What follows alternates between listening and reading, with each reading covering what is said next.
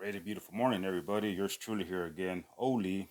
Uh, Hope everyone is having a great Sabbath morning as it is the Sabbath today.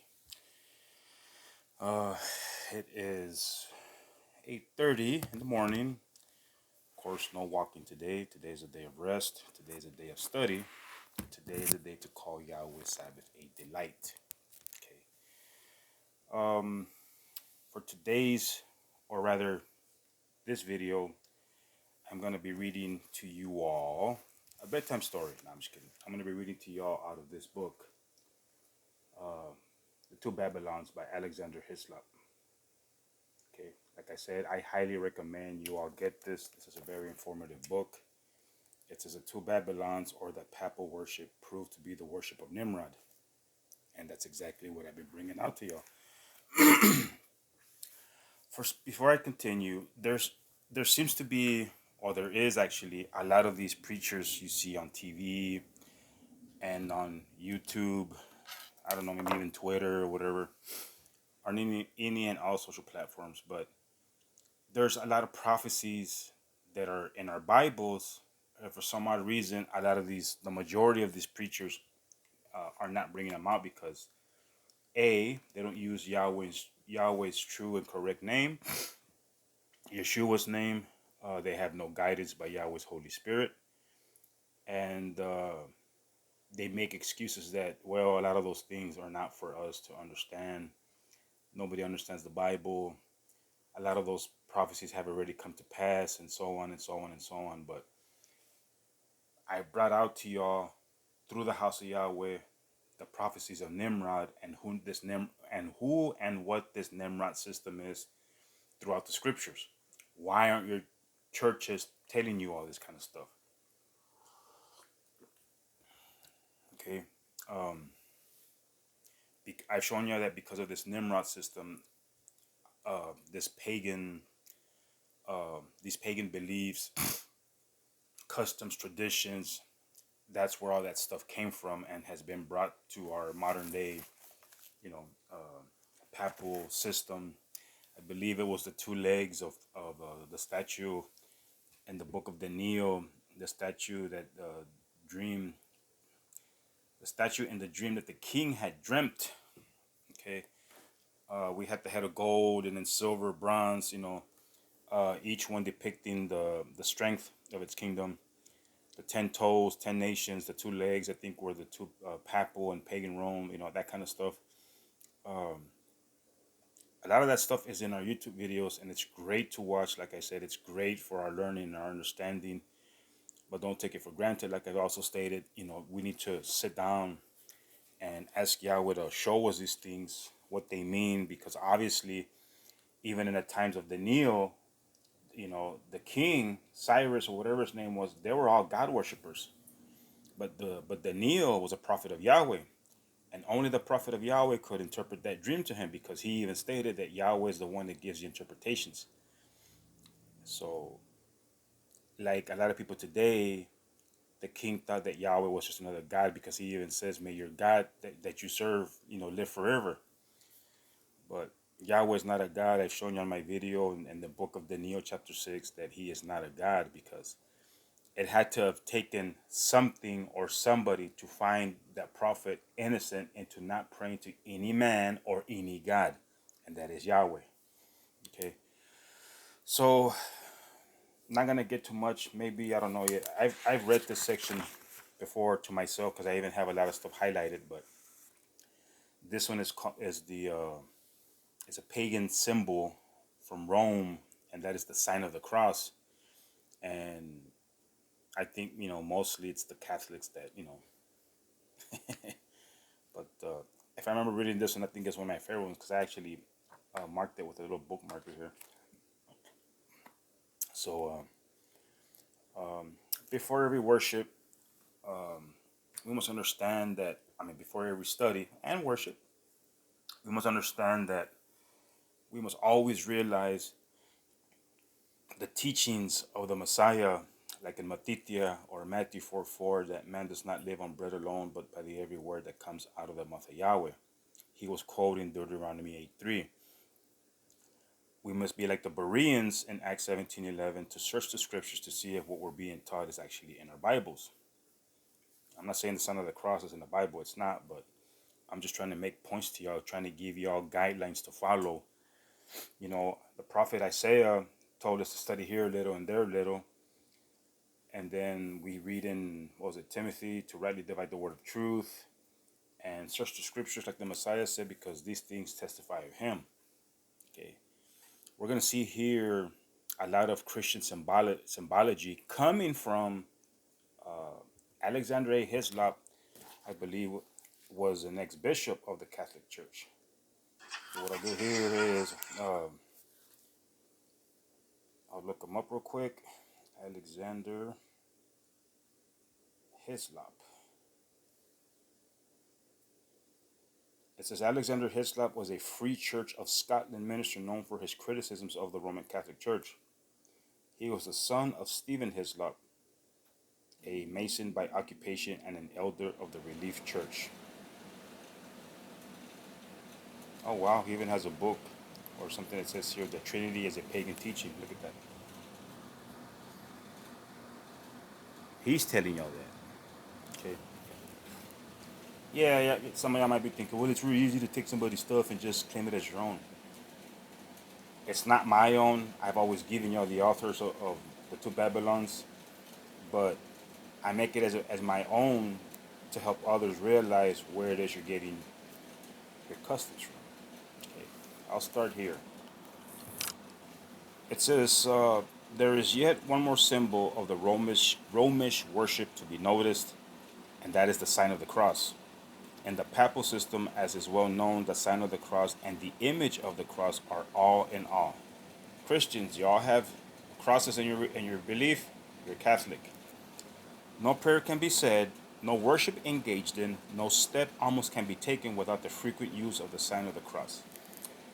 My mom does it whenever we go, like San Antonio or Crystal City, here next town, Uvalde, even to Mexico. You know, since I'm the one that drives my mom pretty much everywhere when we go out of town, she'll do that before we leave.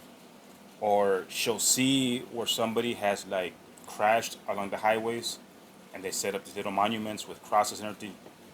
She'll do that too. Over in Catarina, going towards Laredo, there's a church, and then there's this big old tub where they put the statue of the Virgin Mary. She'll do it too. Hey, I used to do it, but that was my ignorance, you know.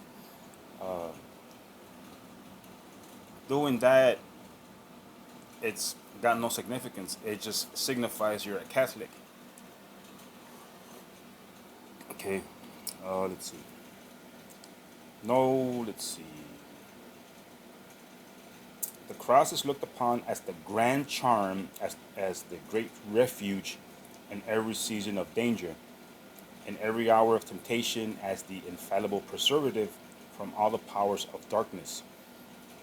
The cross is adored with all the homage due only to the Most High, and for anyone to call it, in the hearing of a genuine Romanist, by the scriptural term, the accursed tree, is a mortal offense. Y'all know what that word means.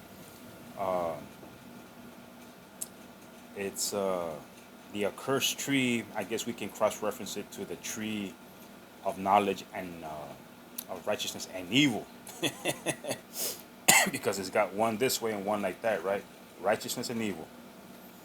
To say that such superstitious feeling for the sign of the cross, such worship as Rome pays to a wooden or a metal cross, ever grew out of the saying of Paul, God forbid that I should glory save in the cross of our Lord Jesus Christ, that is in the doctrine of Christ crucified, is a mere absurdity, a shallow subterfuge and pretense. It is what it is, right? Like it says, it's all in all. The magic virtues attributed to the so-called sign of the cross, the worship bestowed on it, never came from such a source. The same sign of the cross that Rome now worships was used in the Babylonian mysteries, was applied by paganism to the same magic purposes, was honored with the same honors. Now check this out. Check this next section. That which is now called the Christian cross was originally no Christian emblem at all, but was the mystic Tau, a T, of the Chaldeans and Egyptians. The true original form of the letter T, the initial of the name Tammuz, which in Hebrew, radically the same as ancient Chaldee, was found on coins. That mystic Tau, Tau, was marked in baptism on the foreheads of those initiated in the mysteries, and was used in every variety of way as a most sacred symbol. So I guess you can say as being baptized as a baby in the Christian Catholic religion, where we were pretty much being baptized into the, like it says here, into the mysteries, because it's mystery Babylon, it's the mystery language that's on the church, you know. I mean, it fits like Jim Carrey says, I mean, or like people say, hand in glove, But yeah, it's used in a variety of ways, like it says here. It's not a sacred symbol. It doesn't mean anything. Even if y'all do y'all study, and I think it's even mentioned in Galatians where it says that the Messiah was actually impaled on a stake, not necessarily a cross like we see today in churchianity, Catholicism and Christianity. But in fact, he was actually crucified like this on a stake. Okay, if you look up the Greek word cross, this is why a lot of people are confused. Is that you look up the Greek word cross in Hebrews in Strong's Greek dictionary. I'm sorry, it's still early. In in Strong's Greek dictionary, you'll find that the word cross is actually a tree, or a pole, or a stake. Okay, we think of a cross because of two beams crossing, but that's not what it is at all. So thank your Greek translators for causing all this confusion, and for people for falling for it and not proving anything for themselves. Have you ever wondered why? Let me get off the subject here a little bit. I know we've seen a lot of movies, and a lot of the stuff in the movies is not true, but have you actually ever wondered why vampires or Dracula is they're scared when they see somebody there with the the movies, they tell you, oh, it doesn't work, you gotta have faith, and they're like, okay, all that is a sun symbol. And what do vampires hate? They hate the sun, they hate the light. It's not that they're seeing Jesus Christ on the cross. It's just that symbol is a sun symbol. And so some of y'all might be a little bit lazy this morning and to looking this up.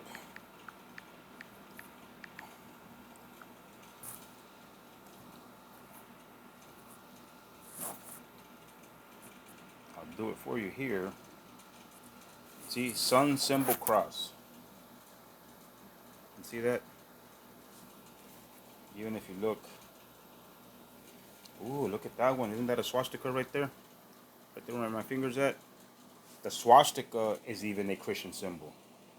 Hitler was a Christian. See, there's a crucifix right there. Right there. Under sun symbol.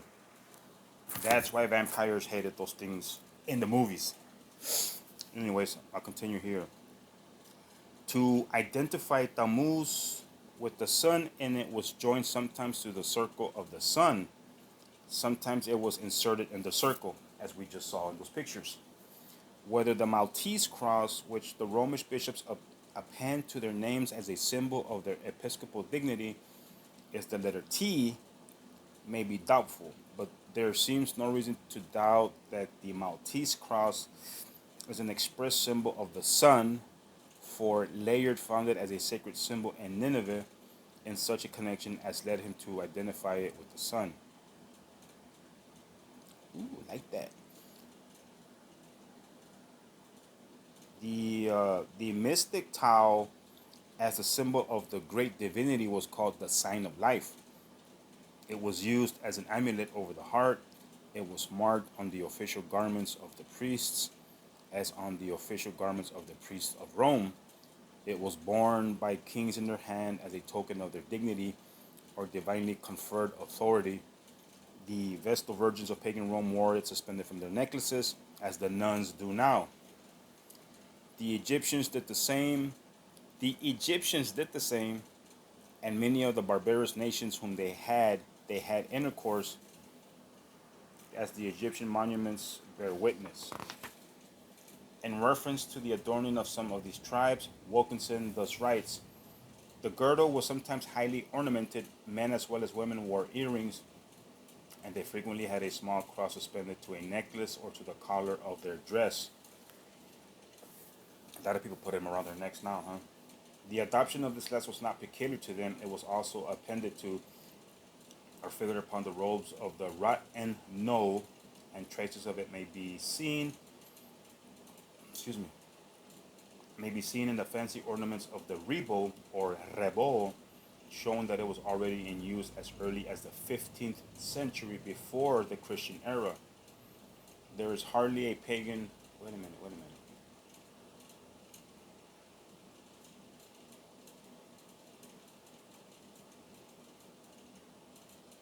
Oh, okay.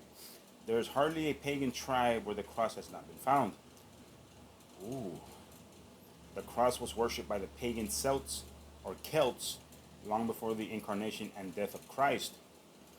It is a fact, says Maurice, not less remarkable than well attested, that the Druids in their groves were accustomed to select the most stately and beautiful tree as an emblem of the deity they adored, and having cut the side branches, they affixed two of the largest of them to the highest part of the trunk, in such a manner that those branches extended on each side like the arms of a man, and together with the body presented the appearance of a huge cross, and on the bark in several places was also inscribed the letter Thau, Thau.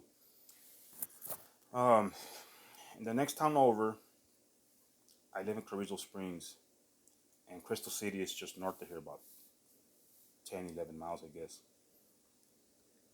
There's a park there that for a long time they uh,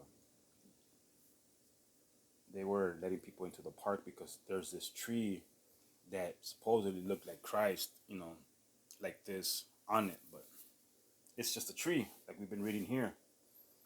Let me see if I can find it on here. I remember seeing it online.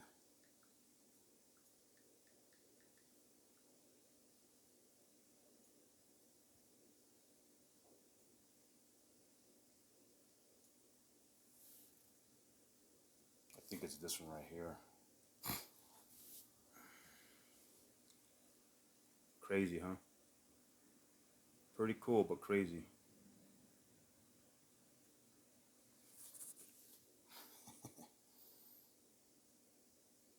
Like I tell people and have told people, hey, you say you see him on there? Like, yes, I don't know. I mean, these things are pretty much all over the U.S. and probably all over the world, But I'm not gonna go over there and bow down and worship a tree. No, no. All right. It was worshipped in Mexico for ages before the Roman Catholic missionaries set foot there. Large stone crosses being erected, probably to the god of rain. Wow. Like I said, I've read this before. I just can't remember a lot of it. Um, even in the Latter Day Saints, they have a cross where their Christ is on. And if I remember correctly, I think I'm gonna do this is do some extra research. I know maybe there might be some of y'all out there that may not know how to put these things together, but my extensive research has, and because of Yahweh has shown us these things, even in the scriptures, uh, I'm able to put a lot of those things together. Um, I think it was I got a Mormon study one time when I was studying the feds from up in Missouri, and I think in there, and I lost a lot of my stuff that I sent home through mail. I lost a whole box full of my court papers, and had some books in there on religious studies research, and I believe in there was this magazine that I had from the Mormons, and they believe, you see, Christianity is just Catholicism. It really is. if y'all haven't been paying attention to just these things right here, the cross is shared between Catholicism and Christianity. Okay, and we've seen or a lot of people were using it, like it says here, before Roman Catholic missionaries set foot there. But uh, mythology is actually very much embedded into this churchianity religion because it's full of pagan symbols. I mean, you go even over to Utah where the Mormon temple is at. That thing is just covered in pagan symbols, the doves, the pentagrams, the stars. I mean, it is what it is, people. Okay, but none more visible to the human eye than the Mormon Church. You see in mythology and through Christianity and Romish Catholicism history, um, you see Jesus, which is Latin for Jesus. You actually have the word Zeus in there. Zeus from mythology, Greek mythology, whatever. Um, they worship even this guy named Balder, Balder. Balder the Beautiful was the white bearded god, and so was Zeus. You go over to the whichever church it is in Rome that's got. I mean, just to say on my behalf, the whole artwork is it's truly amazing. It's very very cool.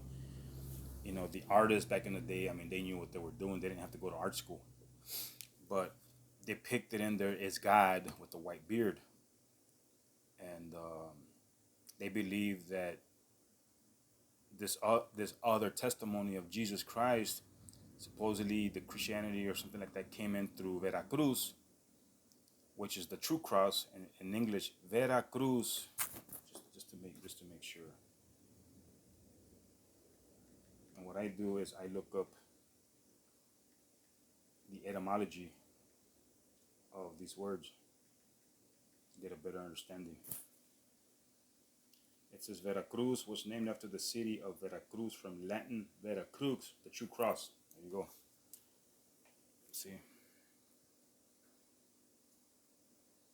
you can look it up. Look up Veracruz etymology. Okay. So what I'm trying to say is that Vera is also might be another word for verdad, and verdad means truth, true cross. Okay. This is why I told y'all in a few videos back. It's great to speak two languages, but all in all, we all speak Hebrew, Greek, and Latin because that's exactly how the English language is compiled. But yeah, the Mormon the Mormon believers actually are devil worshippers, serpent worshippers, because they have a lot of the serpentry in their studies. That magazine, like I said, I wish I mean, I would have that it wouldn't have gotten lost, but I did stay with 100% of my House of Yahweh studies. Probably a great sign there, anyways. But yeah, it is what it is. That's where a lot of you ask if you have a Mormon friend or if you yourself are a Mormon. Uh, look at the idolatry behind it. It's a serpent. Even the word Cancun, it means nido de víboras or nest of snakes. Um, America was actually called Amaruca or Ameruca, which meant land of the plumed serpent. So, I mean, without trying to sound insulting or trying to be a butthead, I mean, these things are real, people, and they need to be exposed in your places of worship. Or get out of those churches and start doing your own reading and studying. But anyways, the cross, thus widely worshipped, or regarded as a sacred emblem, was the unequivocal symbol of Bacchus. Bacchus was the wine god. Let's look him up real quick. And in this case, we only look up Bacchus. And it says Bacchus was the Roman god of agriculture, wine, and fertility. I said it in a couple of videos where Bacchus was the wine god. And one of my favorite rock groups, Typo Negative, they sang a song called In Praise of Bacchus. Wine and fertility, equivocal to the Greek god Dionysus. Dionysus was said to be the last god to join the 12 Olympians. Supposedly, Hestia gave up her seat for him. His plants were vines and twirling ivy. There he is. That's Bacchus. Notice the similarities that our Messiah said he was the true vine.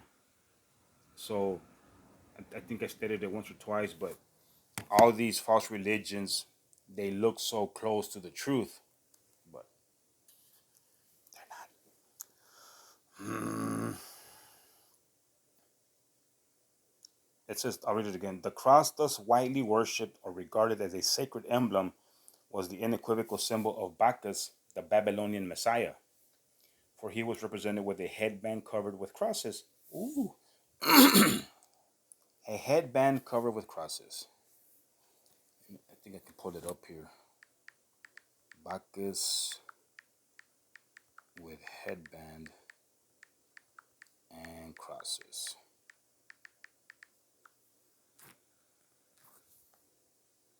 Well,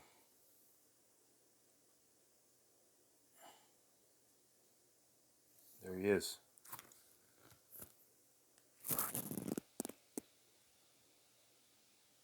Pretty cool stuff, huh? So ask yourself, people, who are you really worshiping? Not worshiping Yahweh or Yeshua through your studies or even through your religious belief. The symbol of the Babylonian god is reverenced at this day in all the wide wastes of Tartary, where Buddhism prevails, and the way in which it is represented among them forms a striking commentary on the language applied by Rome to the cross. The cross, says Colonel Wilford in the Asiatic Researches, though not an object of worship among the Buddhas or Buddhists, is a favorite emblem and device among them. It is exactly the cross of the Manichaeans, with leaves and flowers springing from it. This cross, putting forth leaves and flowers and fruit also, as I am told,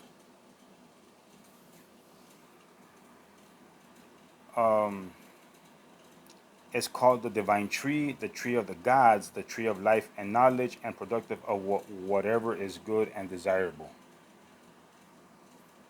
Well, we know it's not the tree of life and knowledge because the Catholic Church doesn't teach you the laws of salvation.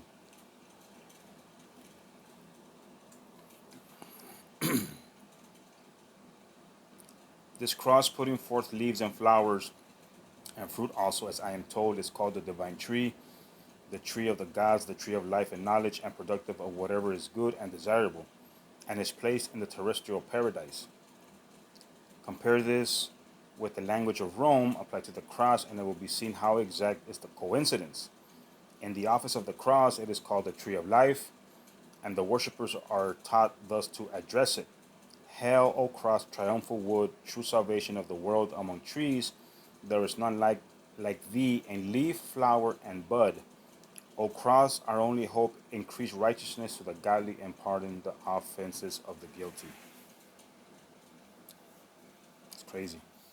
Can anyone reading the gospel narrative of the crucifixion possibly believe, that the narrative of itself could ever germinate into such extravagance of leaf, flower, and bud as thus appears in this Roman office? But when it is considered that the Buddhists, excuse me, like the Babylonian cross was the recognized emblem of Tammuz, who was known as the mistletoe branch or all heal, then it is easy to see how the sacred initial should be represented, as covered with leaves, and how Rome, in adopting it, should call it the medicine which preserves the healthful, heals the sick, and does what mere human power alone could never do. They're taking, in my view of this, they're taking the scriptural tree of knowledge and righteousness, or the tree of righteousness, that this was the tree that Adam and Eve were supposedly partaking of before, and then they actually and then they went out and or rather they Eve partook of the one that had the mixture, gave it to Adam, and they both fell. So obviously these other trees were giving them life, but this one brought them death. But they're taking that scriptural knowledge and applying it to themselves. I mean, It's crazy. It doesn't work. It doesn't work because Rome has never taught anything righteousness to its people. They're actually just keeping you from righteousness. Now, this pagan symbol seems first to have crept into the Christian church in Egypt and generally into Africa. A statement of Tertullian about the middle of the 3rd century shows how much by that time the church of Carthage was infected with the old leaven. Egypt, especially, which was never thoroughly evangelized, appears to have taken the lead in bringing in this pagan symbol, the first form of that which is called the Christian cross. There you go, people. If you're Christian, you're Catholic, and if you're Catholic, you're Christian. Found on Christian monuments there, it is the unequivocal pagan Tau or Egyptian sign of life. Let the reader peruse the following statement of Sir, like Sir Elton John, Sir G. Wilkinson. A still more curious fact may be mentioned respecting this hieroglyphical character, the Tau, that the early Christians of Egypt adopted it in lieu of the cross, which was afterwards substituted for it, prefixing it to the inscriptions in the same manner as the cross in latter times.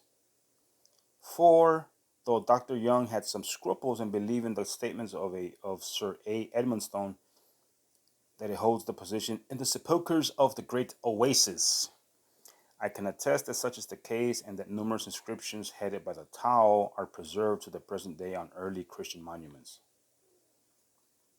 So, are you Christians finally getting to realize where all your beliefs come from? It's it's it's in there, people, and this guy is letting you know about all this stuff. I have seen that the cross is just. I actually deleted it, but let me see if it's in here. This guy was making. Oh, here it is. These things are all man-made. I I took this down from a Facebook page. I'm not gonna expose who, but it says you will love these rosaries and their trusted source of quality, handmade. So these things are man-made by us sinners. Okay, they're not made by somebody holy or who is a saint because they know better than that. Mm.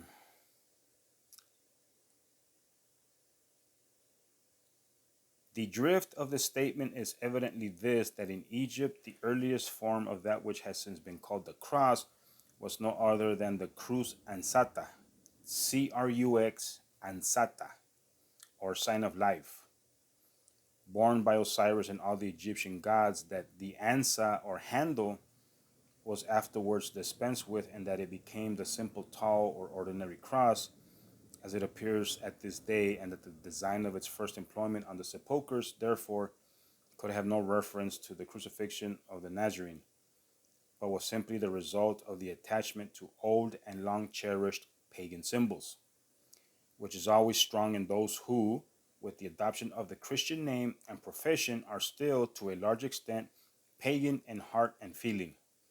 This and this only is the origin of the worship of the cross.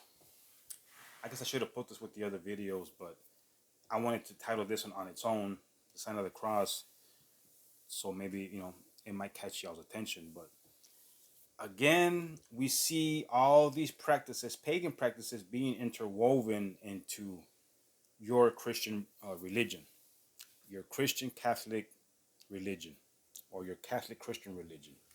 It's the same thing. Christianity practices one, a few, and or all the practices of the Catholic Church. I remember hearing somebody told me, I think it was in the feds, or I think I was already out. Somebody actually said, well, yeah, we worship a different God. Okay. But anyways, let's see.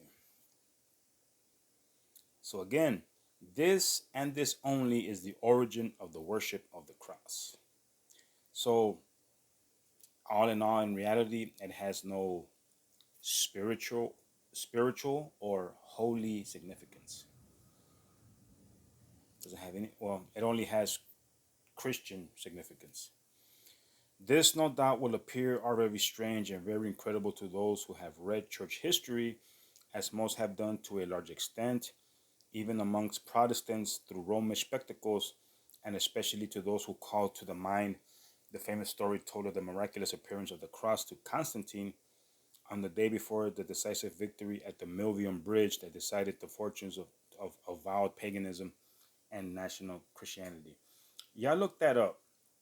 Y'all look up the story of the Milvian Bridge, because that is supposedly where Constantine, they were, I think they were going to war or something like that, and crossing this Milvian Bridge, supposedly that's where Constantine saw a sign in the sun, or the sun itself, and the voice told him, by this sign you shall conquer.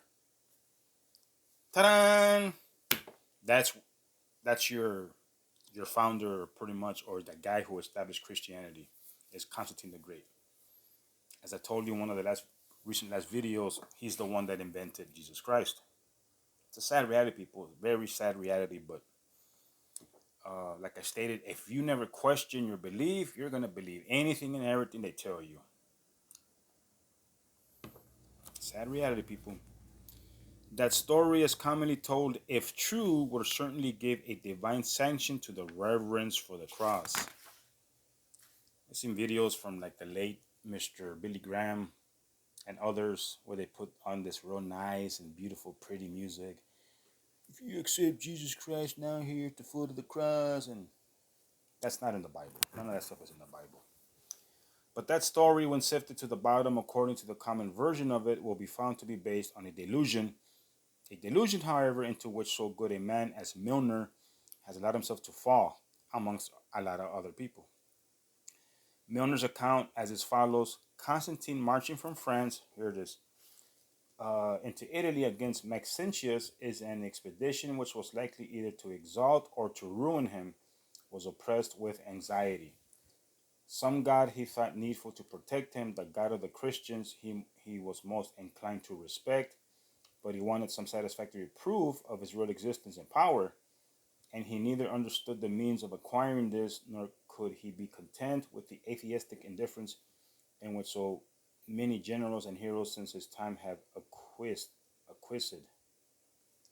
He prayed, he implored with such vehemence and importunity, and God left him not unanswered. While he was marching with his forces in the afternoon, the trophy of the cross appeared very luminous in the heavens, brighter than the sun, with this inscription: "Conquer by this."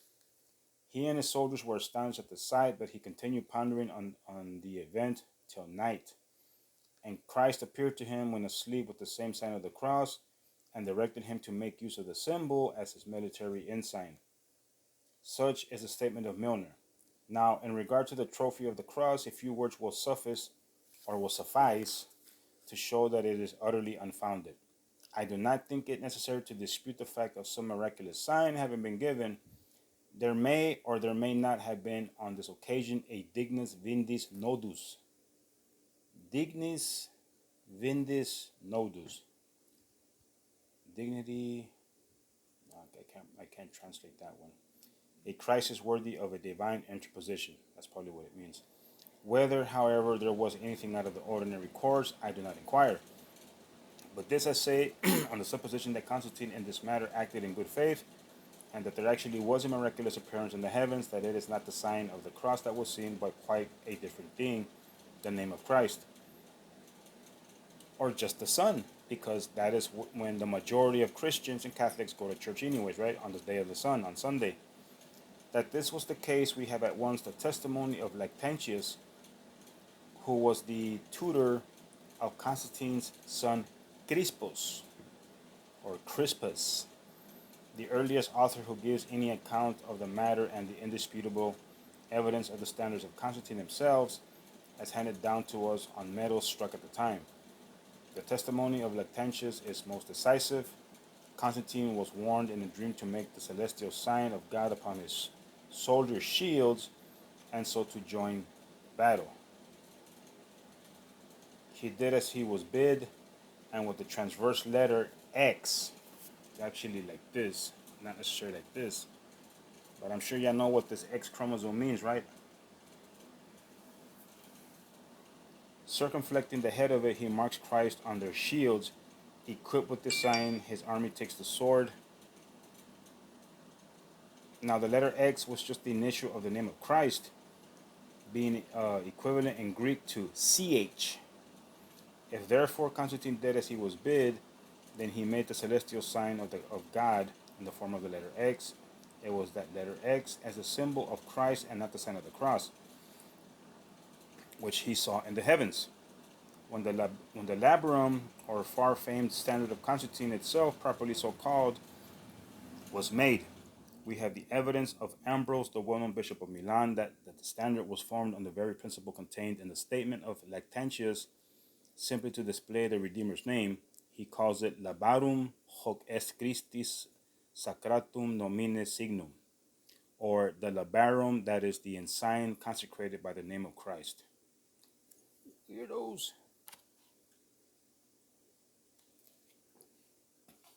Crazy stuff, huh? It's very cool. I can finish all of this. So, again, people, now you know where your Roman cross or Christian cross comes from. Again, if you look up that Greek word cross, you'll see that it actually means an upright stake or pole. No cross beams up here and none down here either.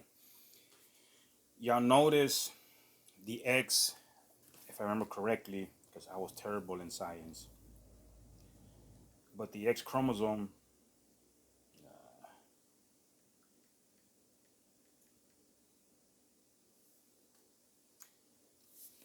it says the X chromosome, which a sex chromosome, two of which are normally present in the female cells, designated XX, and only one in the male cells, designated XY.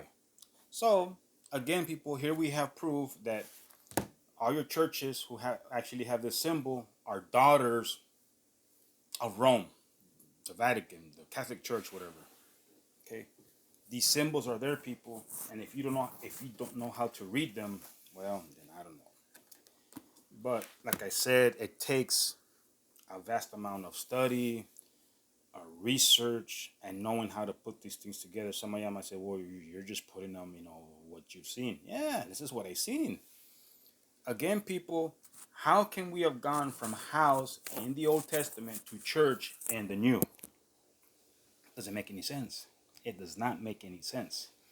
All the Bible, as I brought to you in one of my videos, was all written in Hebrew, not Greek and then English. Okay, look it up. You need to look it up. Okay, so I got about another 20 minutes. There is not the slightest allusion to any cross to anything but the simple name of Christ. While we have these testimonies of Lactantius and Ambrose, when we come to examine the standard of Constantine, we find the accounts of both authors fully borne out. We find that standard bearing out it as these very words: "Hoc signo victor eris," or "In this sign thou shalt be a conqueror." Said to have been addressed from heaven to the emperor, has nothing at all in the shape of a cross but the letter X. In the Roman catacombs and a Christian monument to Sinfonia and her sons, there is a distinct allusion to the story of the vision, but that allusion also shows that the X and not the cross was regarded as the heavenly sign. The words at the head of the inscription are these: "En hoc vinces," or "In this thou shalt overcome." Vinces in Latin is the same as our Spanish Mexican vencer, means to conquer. Nothing whatever but the X is here given as the victorious sign.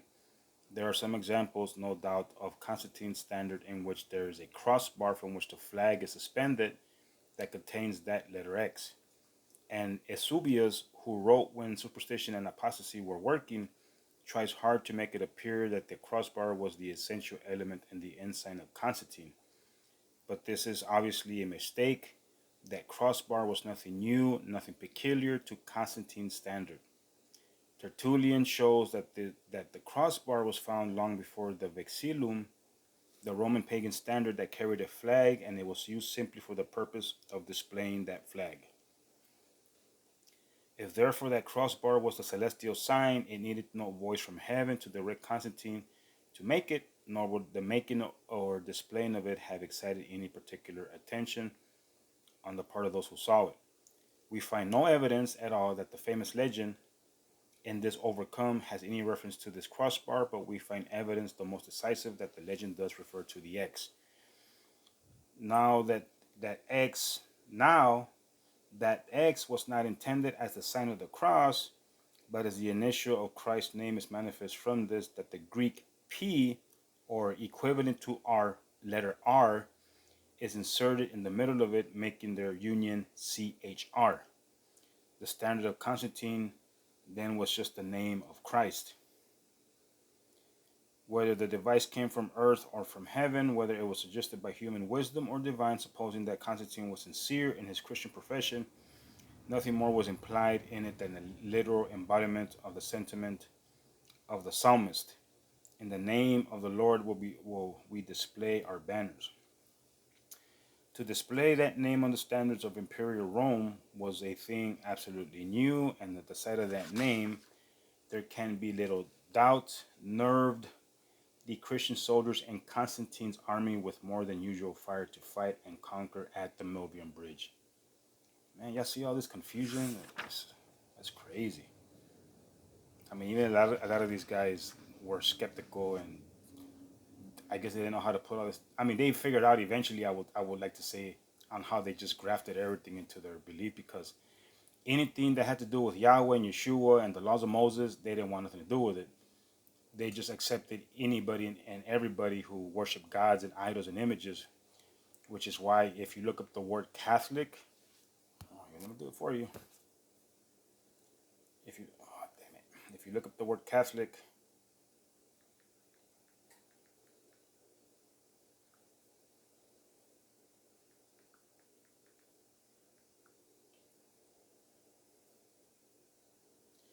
if you look it up, Catholic in Greek, it means general, generic, universal, Catholic omnibus. Yeah, that religion is universal because they accept anything. They worship any and all gods, and or it means worldwide. And if y'all remember again,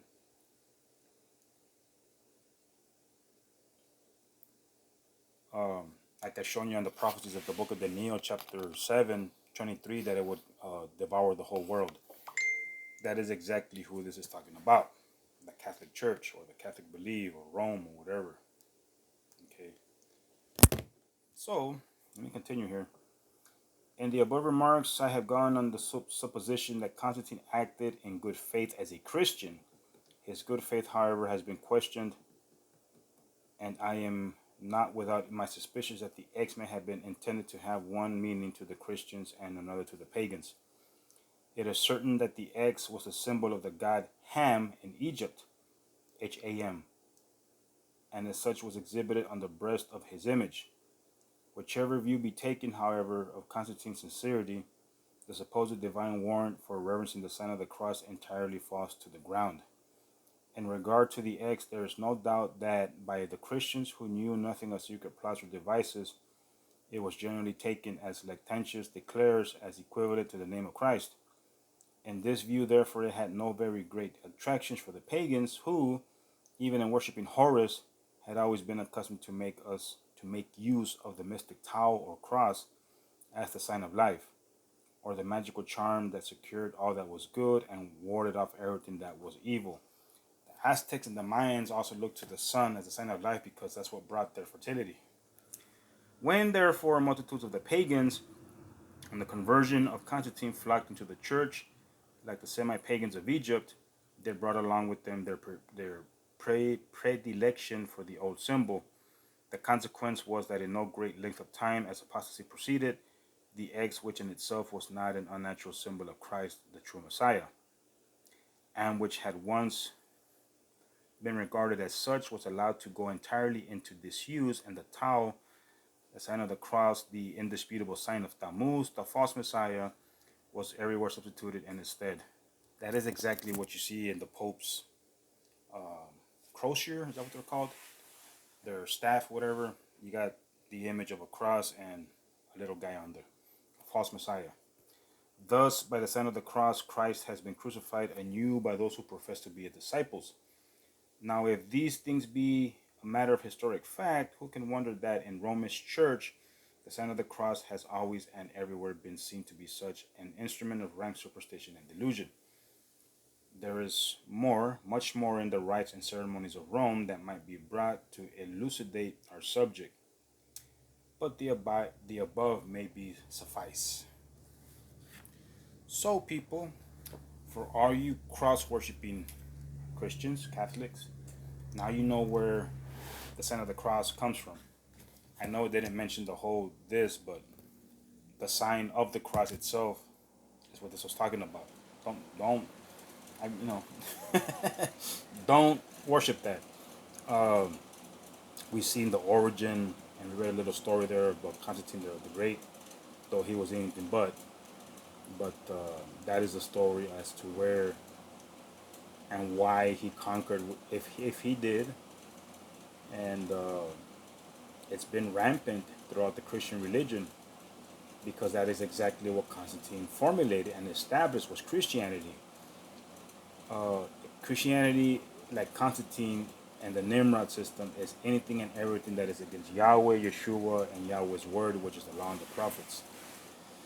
I think I stated in this last video or the last two videos that the Catholic Church wants to say that the Bible speaks about them, but if you read and study carefully the scriptures, a lot of the teachings are actually against them and talks about them. I had several guys in the feds. They were able to realize, without realizing, who the first white horseman of the apocalypse was. He says, "Yeah, this talks about the Jesus Christ and in his church." And I'm like, "You're right." I said, "You're very correct." I said, "But who was the fifth horseman?" And he looked at me like, kind of like, "There's five." I said, "Yeah, man, you got to keep on reading, dude. You can't just stop right there." I said, "You're right. That is Christianity, but this is the true Messiah." And I told those 2, 3 guys on separate terms. They were like, "Yeah, I told them the first white horseman appears to be righteous because it's white." I said, "But it's a false religion. That is Christianity in its entirety. Anybody and everybody that worships Christ is a Christian. Mormons, Jehovah's Witnesses, Catholics, Coptic Christians, regular Christians, irregular Christians, and so on and so on and so on. House of Yahweh is the only one that uses the true and correct names. This has been restored because of the House of Yahweh. This information, as you can see, is brought out to you by an ex-bishop, and I read little numbers on some of the sentences, and I'm sure it's got more quotes from other bishops and or other Jesuits or whatever. But like I said, these books are very informative when it comes to things like this, and y'all can look up that research. As I shown y'all just a few images on my phone. This stuff is in our phone. I mean, there's no reason why we can't go in there and research a lot of this stuff. It's in there in plain black and white. I'm gonna let y'all look it up. Y'all look up the origin of the swastika. It's a pagan symbol. It's a sun symbol. I mean, y'all even look up. Let's see.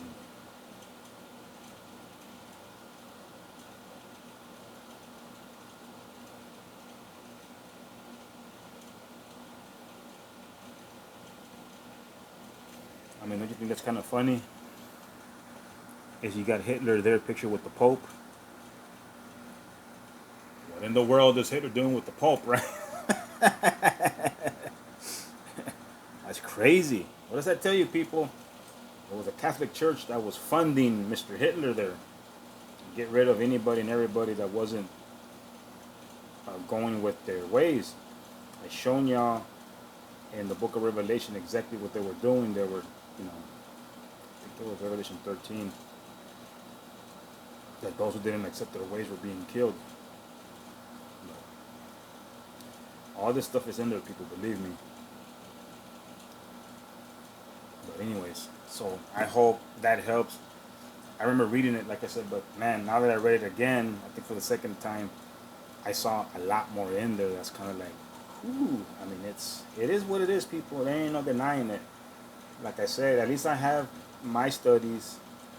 Uh, there's other people out there that also have other studies as a in opposition to a lot of people who just open their mouth and have nothing to prove, like that Mormon guy saying, well, the Church of Latter Day Saints or the Church of Jesus Christ has read up in my ass.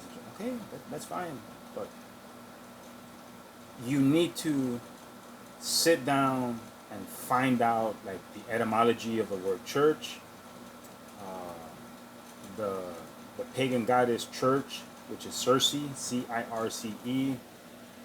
Uh, it was founded by Romulus and Remus. Constantine invented Jesus Christ, and most all Christianity worships that sun symbol. It's a sun religion. It's a fact. It's just a simple fact. It's not a sad reality. It's just a simple fact. That a lot of us, like I said, even me at one time, have been deceived. But like I've also stated, I didn't know anything about my Bible. Nothing. I could have cared less for it. Nobody understands it. I just repeated like a parakeet what everybody else was saying. But that's what you see a lot of people doing today anyways. They're just repeating what everybody else is saying without doing their own research. But I no longer want anything to do with churches because I'm not teaching anybody anything. If they did, you wouldn't have people like me on YouTube showing you all these things. Put it in simple terms, okay? So anyways, like I said, the comment section is now open. If you have questions or comments, feel free to post them at the comment section below. Feel free to like and subscribe for more videos, for more scriptural doctrines, for more research. And like I stated, if y'all have any questions, if there's something y'all need me to look up, help you find, I will do my best to help look for it and give you the where to look or what to look for. And again, with y'all's permission, I say, look, I have a question today from this person. I will say it on the video. Okay. So until then, y'all have a great Sabbath, and I am now gonna do my studies through the House of Yahweh because they are online right now. So you all have a great day.